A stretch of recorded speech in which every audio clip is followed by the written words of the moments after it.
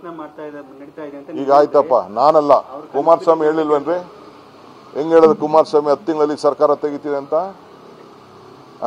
ಇವನ್ ಸರ್ಕಾರ ತೆಗೆದ್ರಲ್ಲ ಯಡಿಯೂರಪ್ಪ, ಕುಮಾರಸ್ವಾಮಿ ಸರ್ಕಾರನ ನಾವೆಲ್ಲ ಬೀದಿ ಪಾಲಾದ್ವಲ್ಲ. ಯಾಕೆ ಕುಮಾರಸ್ವಾಮಿ ತೆಗೆದಕ್ಕೆ ಯಡಿಯೂರಪ್ಪ ತೆಗೆದಕ್ಕೆ ಮಾತಾಡಲಿಲ್ಲ? ಅಶೋಕ ತೆಗೆದಕ್ಕೆ ಯಾಕೆ ಮಾಡಲಿಲ್ಲ? ಯೋಗೇಶ್ ತೆಗೆದಕ್ಕೆ ಯಾಕೆ ಮಾಡಲಿಲ್ಲ?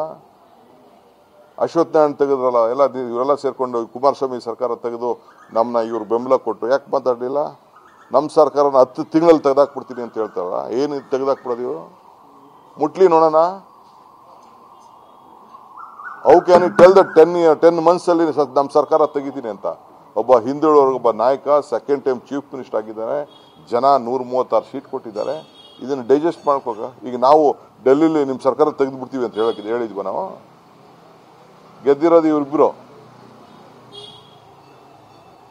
ಅವ್ರು ಬಿಜೆಪಿಯವ್ರು ಹೆಂಗ್ ತಡ್ಕೊಂಡಿರ್ಬೇಕು ಇವ್ರನ್ನ? ಗೊತ್ತಿದೆ ಇಂಟರ್ನಲ್ ಏನ್ ನಡೀತಾ ಇದೆ ಬಿಜೆಪಿಲಿ ಅಂತ. ನಾನು ಹೇಳೋದು ಬೇಡ, ಅನುಭವಿಸ್ತಾ ಇರೋರು ಗೊತ್ತವ್ರಿಗೆ, ಬಿಜೆಪಿ ಅವ್ರಿಗೆ.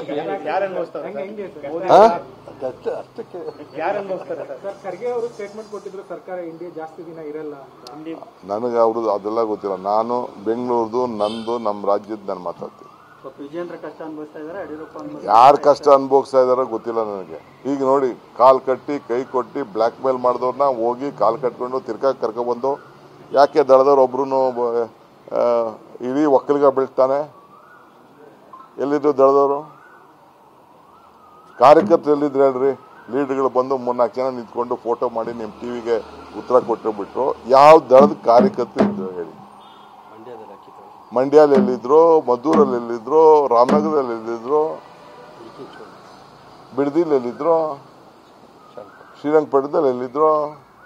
ಇದ್ರು ಬಿಜೆಪಿ ಅವ್ರು. ಹೊರಗಡೆಯಿಂದ ಬಂದವರು ಒಂದಷ್ಟು ಜನ ಇದ್ರು.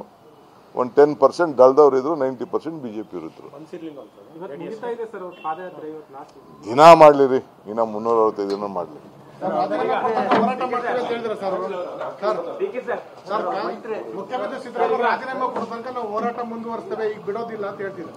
ನೋಡ್ರಿ, ರಾಜೀನಾಮೆ ಕೊಡೋ ಪ್ರಶ್ನೆ ಇಲ್ಲ, ರಾಜೀನಾಮೆ ಕೊಡೋ ಪರಿಸ್ಥಿತಿ ಉದ್ಭವದಿಲ್ಲ. ಇದೆಲ್ಲ ರಾಜಕೀಯದ ಷಡ್ಯಂತ್ರ.